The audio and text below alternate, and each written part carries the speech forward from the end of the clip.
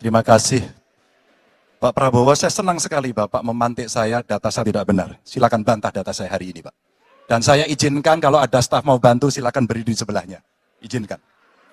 Pak, Global Peace Index kita menurut sumber Institute for Economic and Peace, kita turun, Pak. Kalau mau di-close up boleh. Silakan. Saya bawakan ini dari rumah. Mari kita bicara data yang benar. Global Militarization Index kita, sumbernya Bonn International Center for Conflict Studies, turun. Semua skornya ada. Kapabilitas militer kita, ini dari Law Institute Asia Power Index, turun. Proporsi anggaran pertahanan kita, sumbernya IISS Military Balance Plus, turun. Pak Prabowo, saya mau bertanya kepada Bapak, termasuk kemudian capaian MEF kita hanya 65,49% dari target 79%. Mengapa terjadi penurunan dan apa solusinya? Waktu habis. Pak Prabowo silakan untuk menjawab pertanyaan dari Pak Ganjar, waktu Bapak 2 menit silakan. Jadi Pak Ganjar, saya sudah buat rencana, tetapi yang menentukan termasuk Menteri Keuangan. Dan masalah yang kita hadapi, tolong ya, saya memang sudah jadi Menteri Pertahanan 4 tahun, tetapi kita diganggu oleh COVID 2 tahun, di mana terjadi refocusing. Jadi banyak yang kita ajukan tidak disetujui oleh Menteri Keuangan. Jadi sebagai seorang menteri, sebagai seorang team player, saya harus loyal. Jadi ya saya tidak banyak bicara di depan umum. Ya. Tapi data-data yang Bapak ungkapkan masalah pesawat bekas, ya, saya ingatkan Bung Karno waktu menghadapi Irian Barat, seluruh alatnya bekas, Pak Ganjar. Bung Karno, seluruh pesawat terbang, kapal selam, cruiser, destroyer, semuanya bekas. Ya. Jadi kita juga masih pakai banyak sampai sekarang pesawat bekas. Jadi banyak data Bapak, mungkin niat Bapak baik, tapi mungkin tim Bapak, staf Bapak itu keliru memberi masukan. Ya. Jadi dalam alat perang, saya katakan, bukan baru dan bekas, tapi usianya. Usianya, kalau pesawat, flying hours. Ya. Dan tentunya kita pasti mau yang terbaik untuk prajurit kita. Ya. Tapi kita harus loyal kepada yang lebih besar. COVID, ada krisis Ukraina, pangan naik, BBM naik. Waktu habis Pak Prabowo, terima kasih. Kami persilakan Pak Ganjar untuk menanggapi jawaban dari Pak Prabowo. Waktu Anda 1 menit, mohon tenang. Maaf, kali ini Bapak tidak menjawab sama sekali pertanyaan saya, Pak.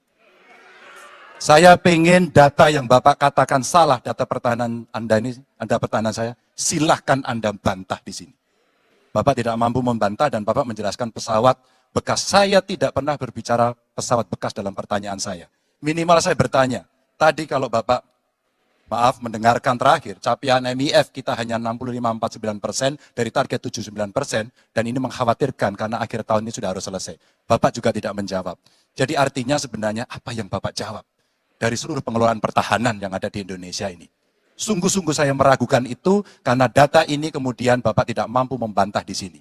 Bahkan saya sudah memberikan ruang terbuka, kalau ada staf yang bisa membantu silakan berdiri di sini. Staf saya, oh Anda mau bilang angkanya, silakan naik ke sini. Akan saya tunjukkan kalau Anda mau membantu. Terima kasih. Baik, terima kasih Pak Ganjar. Oke, tenang dulu. Tenang dulu.